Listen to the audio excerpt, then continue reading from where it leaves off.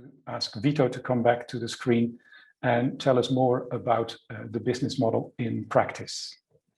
Thank you, Tako. Good morning again. So we're approaching the final presentations of this morning. I hope it's been informative, but I'm not too shy to say that this is a very important presentation. So if you haven't been paying attention, please do so now.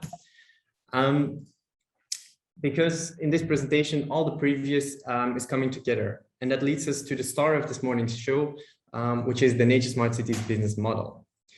In this presentation, I will clearly explain to you the form of the business model, and we will dive into what different steps in this business model are and which input is required to successfully progress through these different steps. Finally, then, we will show you how results can be displayed and thus how local authorities can directly benefit from using our business model to their green infrastructure case. So linking back to Phil again, we brainstormed about the best feasible technique for local authorities to evidence the value of green infrastructure. Finally, we decided to develop two main outputs, an optimized Excel tool and an extensive guidance document. Additionally, we will generate a series of demonstration videos to help and guide the users through every step of the way. So again, starting on top and having the inputs, what will be delivered for local authorities to overcome existing barriers and to challenge the current status quo.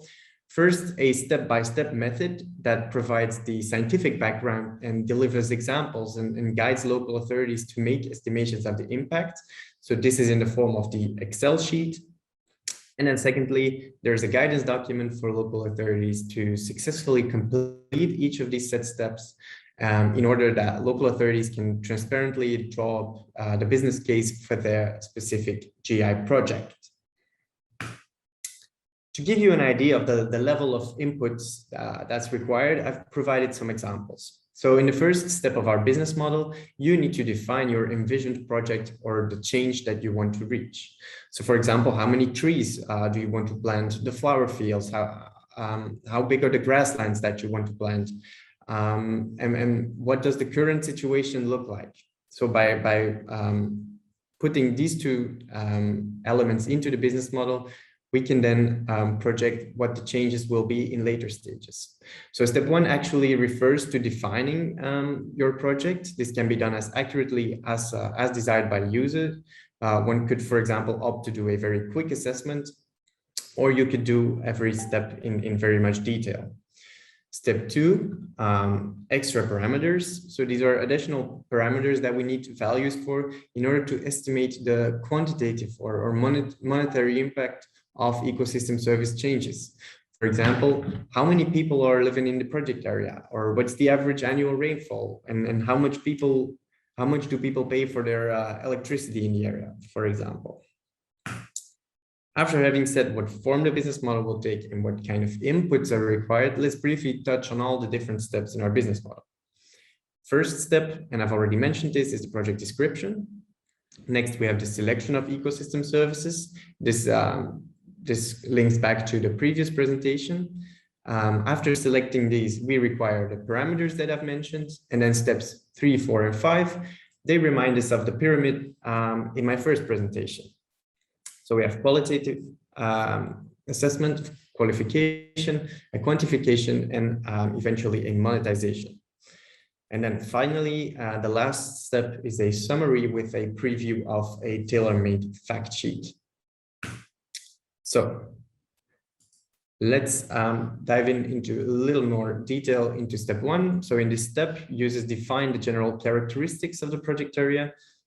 This includes numerically describing the current situation. So for example, the surface area that is now covered with gray infrastructure.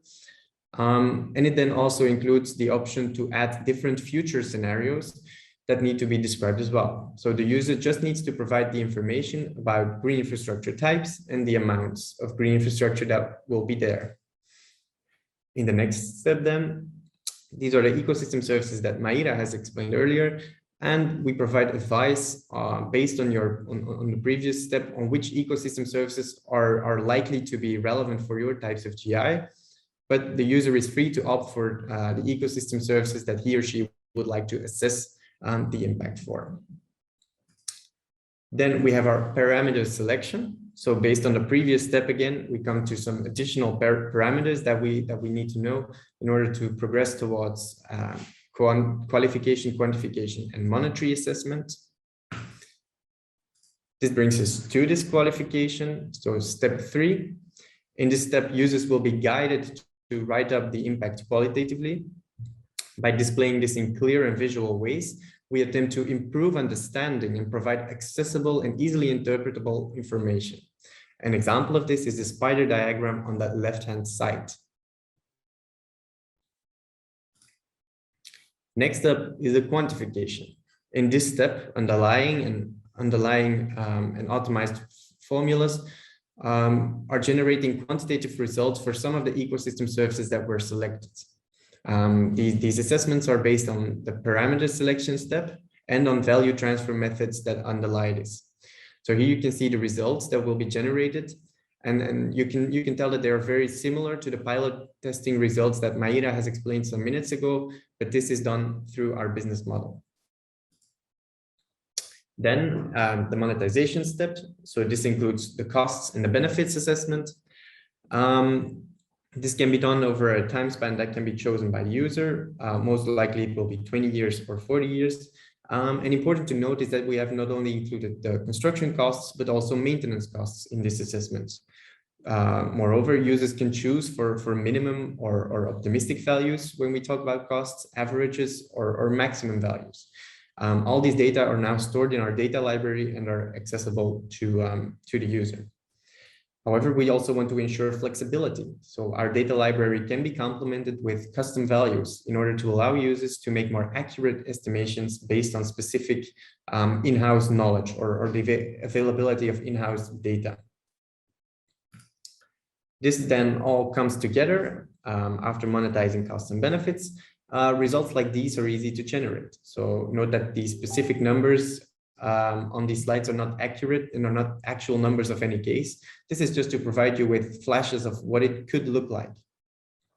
Also note again that the monetary values are just a subset of the total societal value that is implied with my infamous pyramid. Finally, summarizing all of this and generating a personalized fact sheet is facilitated through our business model. So the main outputs of the case, that was used are once again displayed in a way that we deem to be very intuitive and valuable to communicate to different stakeholder groups in terms of ecosystem services and differentiating between spatial interpretations. So this leads me to conclude by cautiously suggesting an answer to Phil's consideration at the start of our webinar. Can tools be a solution? Well, we believe that with the tool that we have developed, we are assisting decision makers in producing information about GI investments. We believe that through our business model, we generate estimations of the impacts. We do this, these are displayed in interpretable and in communicable ways. And in this manner, they provide the handles to facilitate GI investments. And in doing all of this, we have created a tool that supports decision-making and planning. So can they be a solution? Well, we believe they can at least, especially if we can adapt our tool even more to the context in which we want it to be used by local authorities. And to do this, we need your help. Tanne will tell you how you can contribute to and at the same time benefit from our business model. Thank you for your attention. Now let's open the floor for questions, if there are any. Thank you, Wito, for this explanation. So it becomes more and more visual and clear as we progress through the program of today, what this business model actually could look like